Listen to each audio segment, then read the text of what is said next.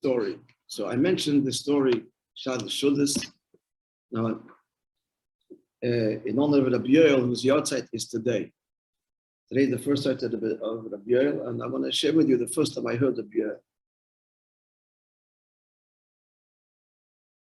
Fabrein. I'd heard Rabbi Yoel, of course, Chazara, reviewing the Fabrengens, but the first Fabrengen was Sukkot Tov Shalom Advo. Now, that Sukkot, we've told the story, was my first Sukkot, 1976. It was a torrential downpour virtually for the entire Sukkot. You all know the story, the Binyamin. I didn't know till recently who it was, but someone had written into the Rebbe like, well, you know, Rebbe, we want to like do your work and Mivtzoyim, and Tzibach Space Sheva, and Mivtzabulav, and they just,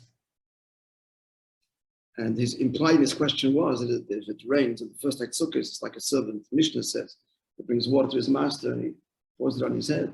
It's a sign of disfavor. It's a famous answer that Rebbe printed, look at the Sichos, like everything that Rebbe does. On the contrary, the Eibishter wants this year that the Simcha should be b'shleibus, as compelling us to be inside. So that was the teichon of the answer. The fact is, it was a torrential downpour. So this is my first Tishrei in New York, and I wasn't going to miss out on the Shoch Chassidim of Fabrengen. This was before the days of dancing, Sinas Pesach She'eva, and Sukkot, before they ever came out with that. That's a story in its own right, which we should tell you, if you don't know it. It started with one chassid. At any rate, so Sukkot was Fabrengens. And later prepared me very well for Tishrei, describing all the great Chassidim, Avraham Mayor, and of course the Bill and others, and Leos was a great mimic. And not just mimic them, but he would say what they said, you know, quote them. So when I came to 770, all of these figures of all kinds, all the colorful figures, all very familiar to me. And so I knew, so that's it. This was the Dvarim B'Teilim that we had at night after Seder, describing life in 770. And the colorful figures that made it up. Since it was a torrential downpour, I'm sure that Fabrengen, I come to 770. And sure enough, Fabrengen inside, upstairs, and there's windows to the sukkah. No one is saying L'chaim, except for that Mendel Futafas and the Biel. They put the head outside the window, before they said L'chaim. I'm just also thinking back then how small the crowd was. I mean, for me, it was huge coming from Australia. So, yeah, Bachim could count on 2 hands, 3 hands, how many Bachim they were in Australia. It was hundreds, but still everybody fit in there. So the whole, so anybody's interested to come to Fabrengen could fit upstairs into the small zone. True, it was raining, let people stay home, but still, back now today, impossible.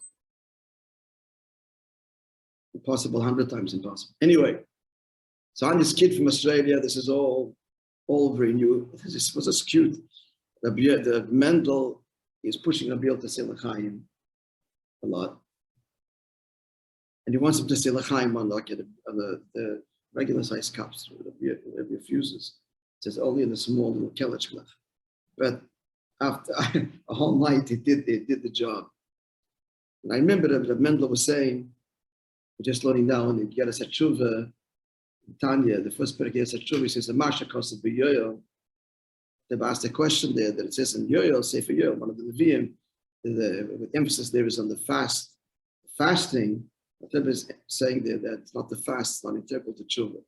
Tshuva is charot ala over, etc. And fasting is another component. And that which it says there about the fasting, he gives it whatever. The question, the answer, seems to imply that it was integral to the tshuva. And the Perek Aleph. So the Mendel is going like, Masha Kosa B'Yoyel. I think he meant to say, wasn't just so here, Yoel is mentioned in Tanya. I think he meant to say that Yoel is the scribe. That's Yoel's shlichus. Masha Kosa B'Yoyel. Yoel was the Rebbe scribe to write my Lord Messiah. Whatever, just a cutesy.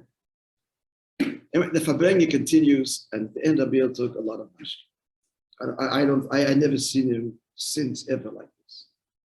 The time the dawn, and then he said, And here's the point I want to tell you. It was very difficult for him to say, like, he was like,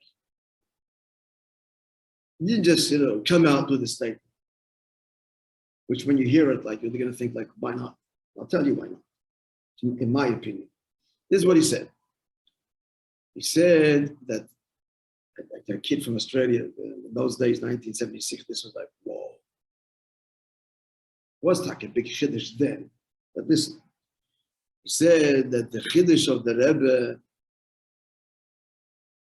over the Rebbein before is greater than the chiddush of the Baal Shem Tov before the Baal Shem Tov.